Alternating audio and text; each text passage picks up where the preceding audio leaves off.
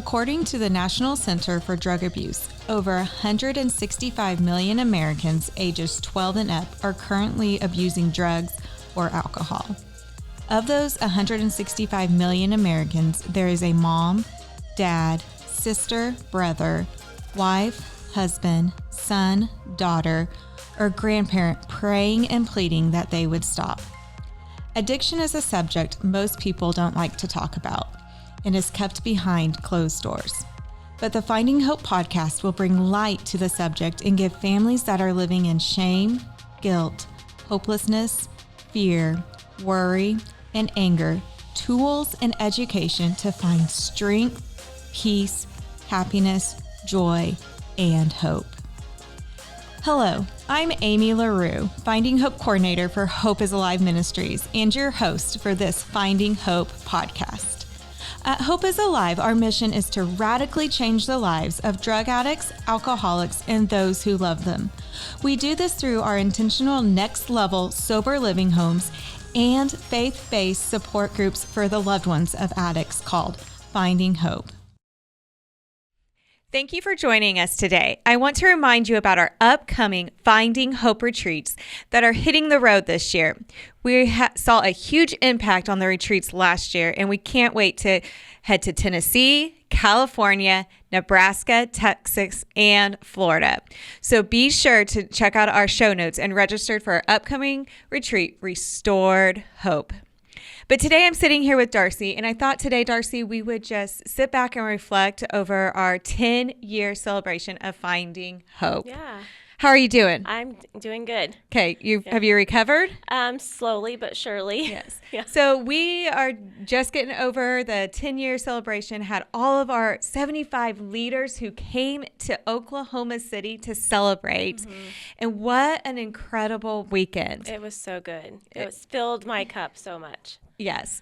And so let's just dive right in. So we had, like I said, we had 75 leaders that came in from Hawaii to Illinois to Idaho to Mexico, South Carolina, North Carolina, Texas, all over came in to celebrate what God has been doing in this ministry. Mm-hmm.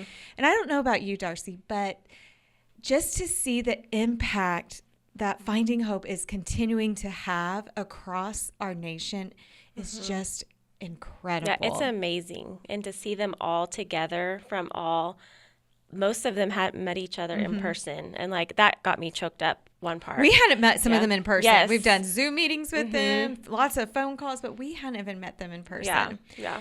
And just to hear the impact that Finding Hope, we see the impact here in Oklahoma. We see it firsthand. Yes. And we hear it on the phone, but to see it and hear the stories. I think about our leaders in California, and they were just sharing that first meeting. First of all, they're like, what is Finding Hope? Is this a legit thing? We've never heard of it here in California. But they bought in, they believed in it, and they have been doing an incredible job. Yes. And just hearing them how that first meeting, they said just no one wanted to share. Everyone looked scared. They didn't want to talk, all of that. But it hasn't even been a year yet. Yeah. They've been having this meeting, and already they are seeing a huge difference that people come in with smiles. They're hugging each other, and they're growing together. They're supporting each other like a family. Yes. And praying together with each other. Yeah. What was a big aha moment for you? So it was cool to see. We have a couple different Zoom groups that meet and seeing the leaders because we encourage our leaders to attend different meetings, and of course when you're on a Zoom group it's hard to attend meetings if there's not any in your location, and several of them attend each other's meetings, and it was so cool to see them come together and get to meet in person for the first time, and them just being so encouraging of each other and them continuing to lead meetings. And I just got choked up because a girl that attends my meeting now leads one of our other Zoom meetings, and she was attending another meeting, and they got to meet for the first time. And then another leader had in North Carolina had a member fly out here to come to our conference and everything. And it's just so cool to see what God's doing. And I didn't even know that she was coming until the leader out there said, "This is the person that attends my meeting." It just touched my heart so much. Well, I love that you said that. Sometimes we think, well, is Zoom, does it really make a big impact? Like, oh, there's not an in-person. I don't want to be on Zoom, but like to see that firsthand and the impact, like these Zoom, and like they truly are a family. They came and hugged each other. They cried together. It was just absolutely beautiful. Yeah. So we got to celebrate just with the leaders. So they came in on a Thursday. We celebrated.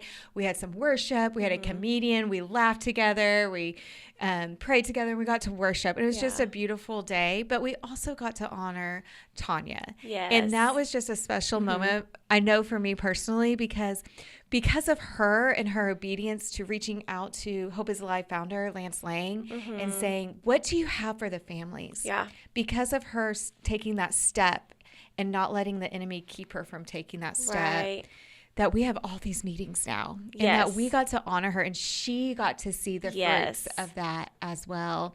And to have her be a part of that was just so special to me. Yes, it was. Yeah, I was so thankful that she was here, and she got to like just soak it all in and see it. Like, I don't, like, sometimes we just get busy and don't think about it, but she got to see the impact that her stepping out 10 years ago. Absolutely. And so we got to celebrate. And then the next day, we did some learning with them, right? Yes. But actually, God took us a little bit on a different direction. Like, we celebrate how many years people have been leaders, and just everyone's like, I want to know where they're from. What are they, Yeah. And getting to share how people found out about Finding Hope and their journey as a leader was very special. And I think it was very special to those other leaders as well. Yeah. And but we had a speaker that morning. We did. Yeah. And he talked about abiding, right? What does it mean to abide? That John 15, and I think, we hear the word sometimes. Some of these words in the Christian world might be buzzwords, right? Oh, I know I need to abide and all that. And so Dave talked about the circle of abiding. So when we talk about the circle of abiding, Darcy, what was he talking about in that? So he was just like, any situation that comes up, are you abiding in that circle? Are you stepping out of it? Or are you trusting the Lord in whatever circumstance comes up? And it was just really neat to hear him, because, we get so caught up in the day-to-day thing. Are we truly abiding in his will? Yeah. And when we're abiding, he talked about being aware of God's presence, right? When we're in that circle of abiding, we're aware of his presence. Like you're saying, we're surrendering to God's will, and we're seeking his guidance. I think a lot of times we say we are, but are we really seeking God's guidance when we think we know the path? And I think that's a good reminder to anyone listening. Like, we have to seek his guidance, not our will, but his will and his guidance taking us.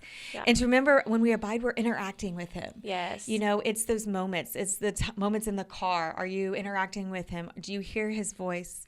Are you meditating? All those things. All that. It's like a friend, like you and I. We talk. We have conversations.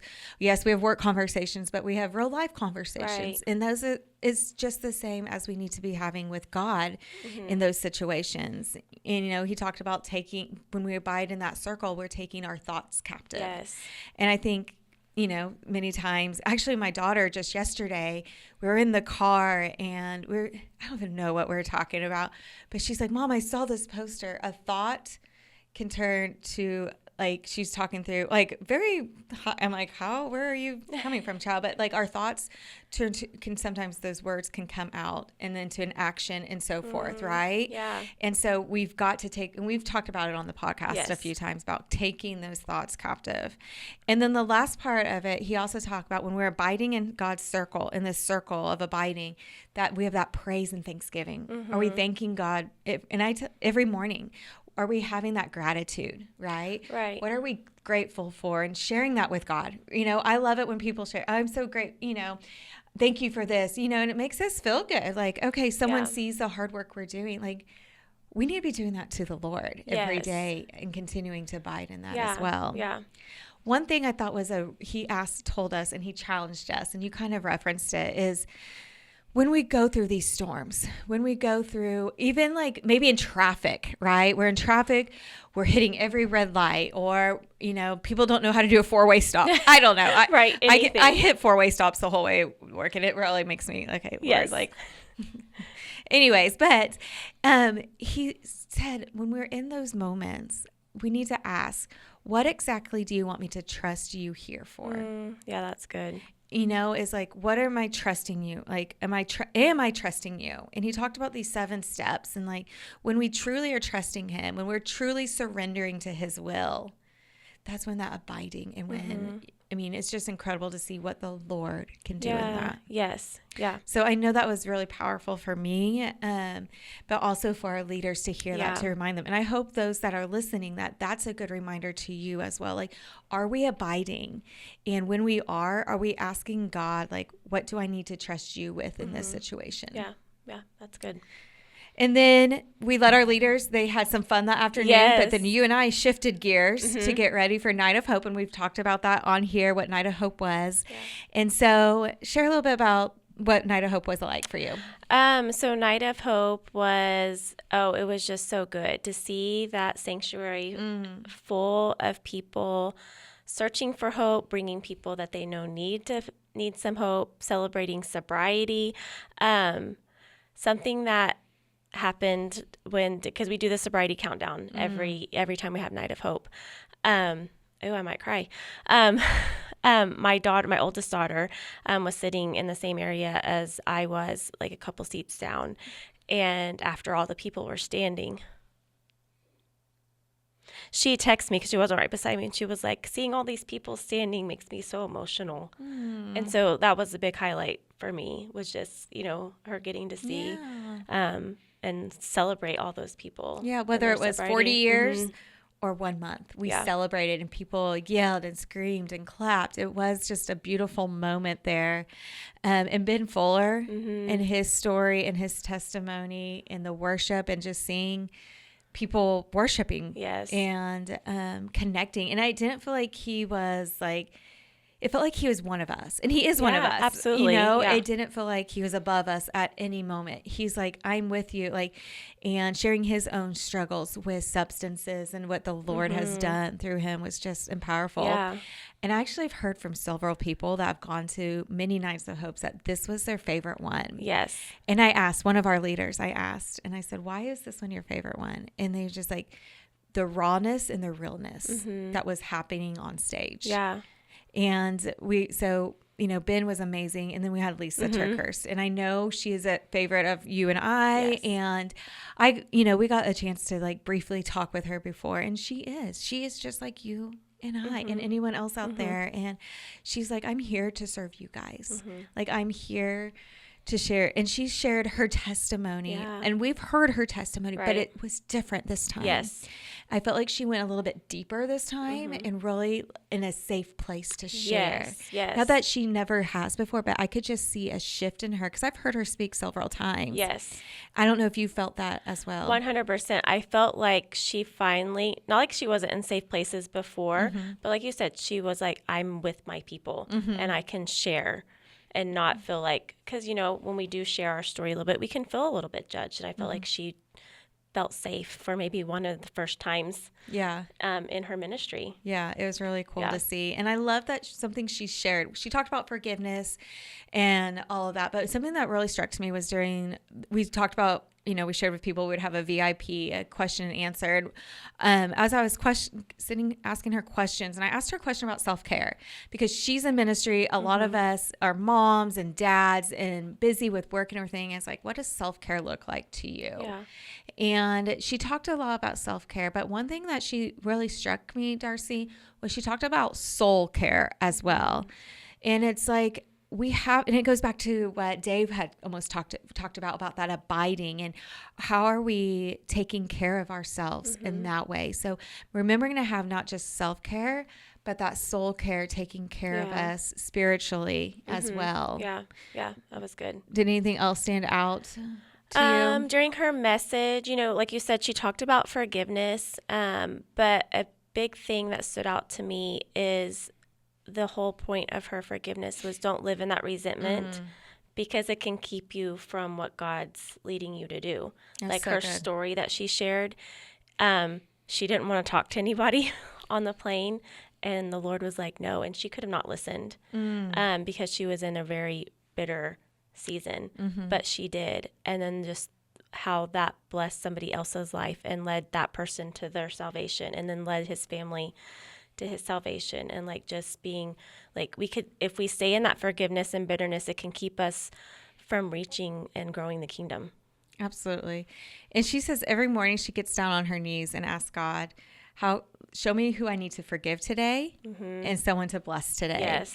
And to have that mindset right away, like, okay, I mean, it's like traffic, a 4-way stop I was talking about. Like, I might have to forgive that person that doesn't know how to do a 4-way stop. It's the little things where sometimes I think we think forgiveness has to be something big or something that someone's done to us, but it's those little things, and like I was talking this before we came in here, I had some technical issues yesterday emailing, and you're like, Amy, like, you're human, and so sometimes that forgiveness is like, I have to forgive myself in that state, right? And it's to remember to give myself grace and forgiveness like I would give you. Yeah. So, Yep. But it was an incredible night, and I mean, I'm still just in awe of what God has done and the stories I'm hearing out of it. I was talking to one of our leaders yesterday, and she said, so their son is in our program, our Hope is Alive program, in our recovery homes. And she said all of a sudden they were singing and worshiping, and their son just came between them and just put his arms around them and just was worshiping with them. Like, in just that moment of, and I think back to the story of who, the people, like, they came to finding hope when he was in the depths of his addiction. Depths. Didn't even know we had recovery homes, so it was just in that place of desperation for finding hope in that community.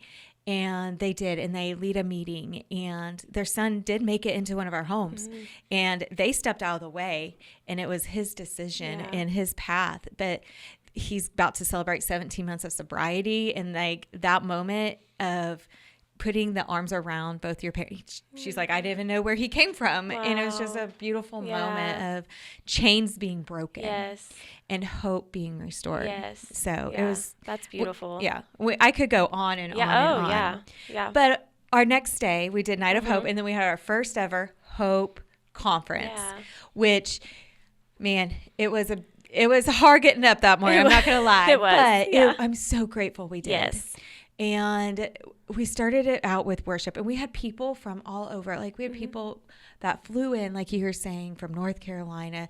We had someone drive from Colorado, all over to be a part of it. And a lot of them, the ones that I talked to, and it was men and women. It wasn't just women, which I loved. Is like, I just want to learn more about addiction and learn some tools, but I just need education. And that's what it was. Like, it was a lot of learning and educating those that were there.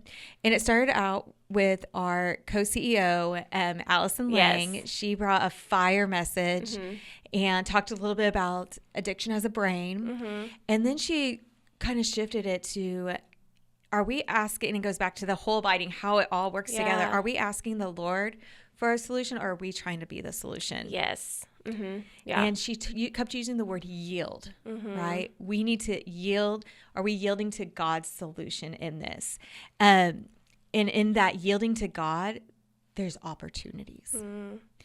And, it was just so powerful. She's always a dynamic speaker and just wisdom, funny, all the above. She's phenomenal.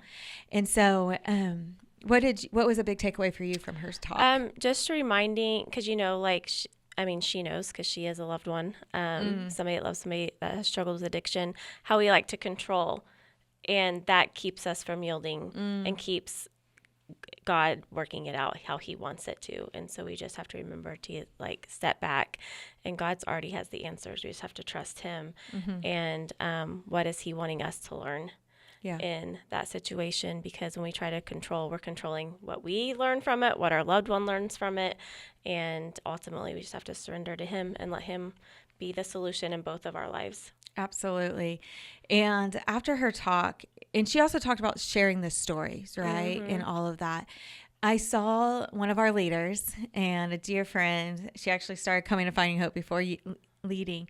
So I would go up and talk to Allie. And it's one of those, like, I just kind of sat back, and she later found me, and I know you were there for part of it. And she finally got the freedom at that point. She had been holding some stuff in, and she finally at that point felt God lifting it and that she needed to share it. So she started with Allie, then with us. And she's like, Amy, I'm going to go back to my group and share that. I don't feel like it's my place to share right now, but like just to know, like, God is working and moving, and the healing that's going to happen just from her doing that. And I heard from one of her daughters too about how God is using that, and the trust that she's having with God, and God said it's going to be okay. Yes. So it's beautiful. Yeah. Then we had Amber Hollingsworth, addiction specialist, and she has an amazing podcast called Put the Shovel Down. Yes. And she talked about addiction is contagious. And I've never seen this visual. I mean, I've heard it, and it's really cool. So she set the stage. What did she put on the stage? She put a whiteboard and 2 chairs. So there's 2 chairs, right? And so on the chair, she had a baby's blanket. Yeah. And like a black sheet. And so I just want you guys to close your eyes and visualize, unless you're driving, please don't. Yes. So she had these 2 chairs, and on the first chair, she put the baby's blanket. And then she slowly started putting this black blanket representing addiction, and kept covering it and covering it. And just how addiction, it might start out small and then it totally consumes. But I love the visual, because we know underneath that blanket, underneath addiction, there's that real person, that child that God created, whether that child is 40 years old, 50 years old, or 15 years old. Yeah. But then she also showed how next to that chair is a family member or a friend, and how that black sheet eventually makes its way over on the family. Yeah. And just how addiction is contagious in that sense. It's like it impacts you and I and everyone around it. Yes. And, you know, we've talked about it at Finding Hope a lot, the parallel feelings of, you know, the isolation, the lying, and all the things, and just how impactful. But she also talked about, like, once we start to break away as loved ones from and start our own healing journey, and that addiction starts to come off of us. Yeah. It slowly starts to come off our loved one. And it was just a big visual. And I love that she used a baby's blanket, because I always say, who you're talking to that's under the influence is not that same person. Correct. You're talking to a disease at that moment. Yes. You're not talking to your loved one, in that how we have to really separate both of those. Yeah. Yeah. What stood out to you? We share this all the time too. And because I have kids, I just reminding them, I wish they would have been there for her session, just because she can explain it so much better than I can. But them being able to see the visual of it is a family disease and how it does affect us. And like you said, you know, when we're doing our healing, despite what our loved one is doing, you know, eventually at some point, you know, we will break free from that addiction, whether our loved one does or not. But then it can go off. Like, our healing can go into our loved one's healing as well. Yeah. It was just amazing, beautiful. And then we had Mark Woodward, one of my favorite speakers. He's from Oklahoma Bureau of Narcotics here in Oklahoma. And a couple of reasons I love him. He actually started coming and he shared this, so I feel like it's okay that I share it. He started coming to Finding Hope when it first kicked off as well, but not as an officer of Oklahoma Bureau of Narcotics, right? As a family member. And it just shows that addiction doesn't discriminate. It doesn't matter your upbringing. It doesn't matter your family's jobs. I mean, he deals with drugs every day, right? Like I see him post, and he's on the news about catching, you know, a big bust or whatever it might be. But he, you know, he had so much information. We probably could have sat there all day listening to him. 100%. And he talks a lot about drug trends. And one thing, and it might be, some people might not like what we're about to say, but we're going to talk about it, is that marijuana. And some are like, oh, it's just, you know, I used it as a kid, all the things. But he right there is like, this is not the same marijuana that you used many years ago. Right. It is different. And he shared some stories about just some stories in the news about like a shooting at a house. And this guy was just kind of irate, and the officers couldn't get him calmed down. You know, they tased him, they tased him and all these things, and they couldn't get. And ultimately, you know, they had to, you know, shoot him and to get him to calm down and all of that. When they did the drug test on him, people were like, oh, he's got PCP, all this stuff. The only thing in his system was marijuana. And how it's more potent than people really realize, and how it is still a mind-altering substance out there. And then, you know, it's just very eye-opening. I've heard him share this many times. I'm always in awe of like, oh my goodness. I know. Talked about these diamonds, these marijuana diamonds, that competitions of who can not have a seize and pass out first. And so like it's impacting. Yes. And of course he talked about fentanyl and some of the other drug trends going on right now. Yeah. And one thing I know that really spoke to me, and I don't know if it spoke to you as a mom, is us with kids. Yes. And he's like, you know, one thing I took from him from before my kids even had cell phones is, I pay for the cell phone. Actually, I had this conversation yesterday with my kid. It's my cell phone. Yes. I let you borrow it. And so he even says, just like with his kids, he would just hold his hand out and be like, give me your phone. And he wouldn't even look at the phone. He would look at their eye contact and see how they're acting, because kids are so smart. There's, you know, apps that look like apps that aren't really the right apps. They use emojis to communicate.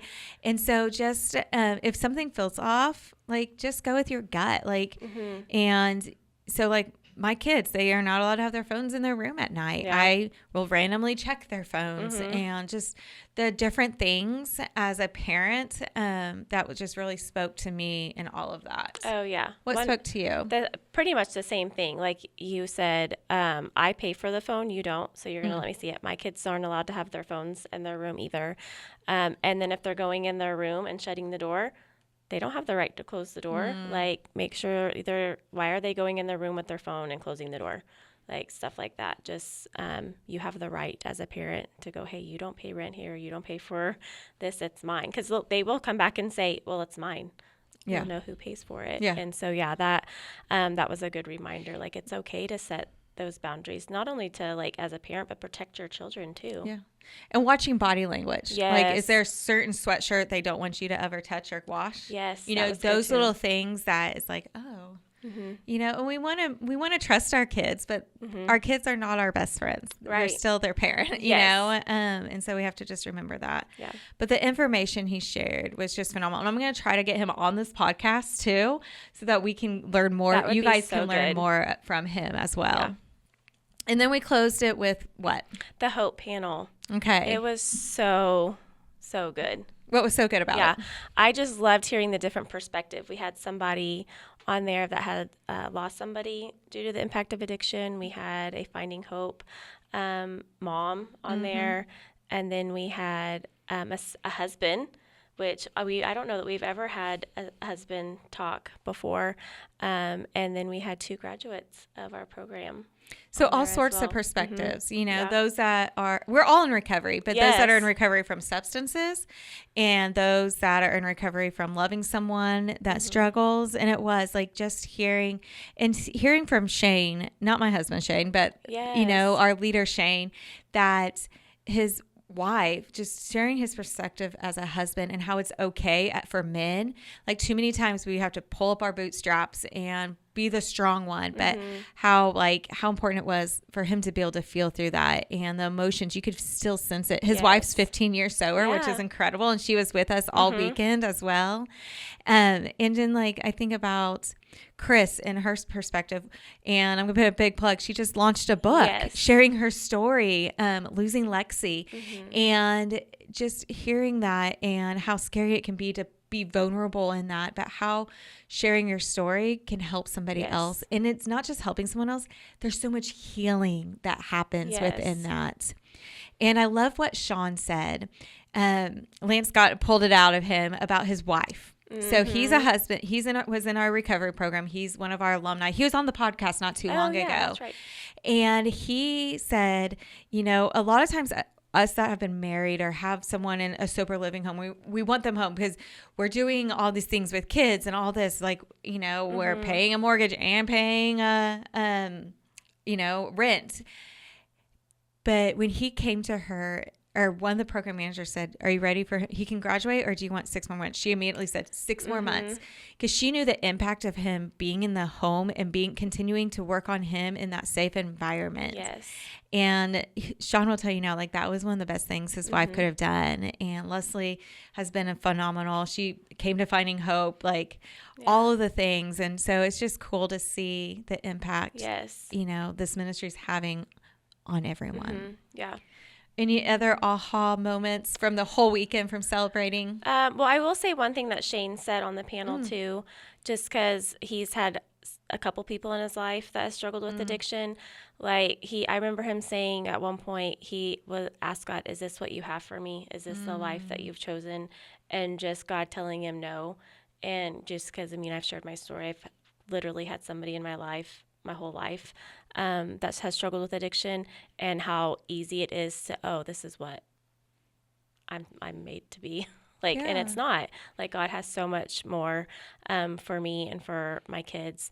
And like that just spoke to me. So I'm glad that he shared that, because it's not easy to share that part, and especially coming from a guy. Yeah. I mean, I'm so glad it worked out for him to be on the panel and everything as well.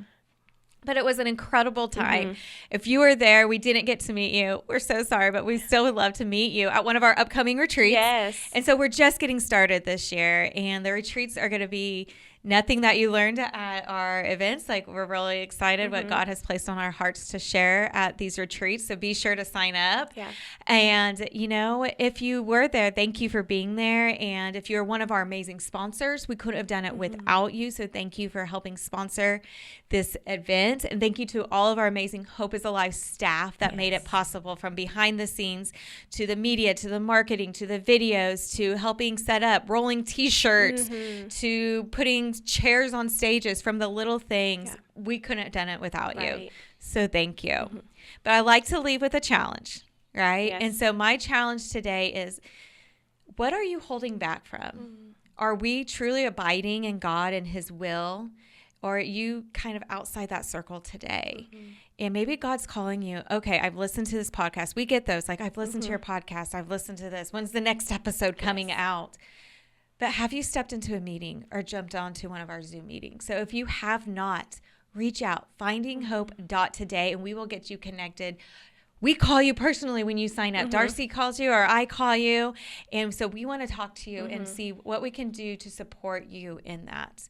My next challenge is sign up for our retreats. Yes. Like, don't let the dates, don't let I'm too busy stop you, because you will be filled, not just self-care, but soul care, like Lisa was talking about, throughout the whole weekend. And you'll find that family and community, like you talked about with the Zoom people coming together. Yeah. So those are my challenges. Find a meeting and get signed up for our retreats. So thank you guys so much for joining us this week. And you can learn more about Finding Hope at findinghope.today. But before you go, we would love for you to give us a 5-star review, share this on social media, and subscribe to this podcast so you don't miss our next hope-filled episodes. Thanks again for joining me, Amy LaRue, and Miss Darcy Stevens on this episode of Finding Hope. And remember, you are not alone. It's not your fault. There is.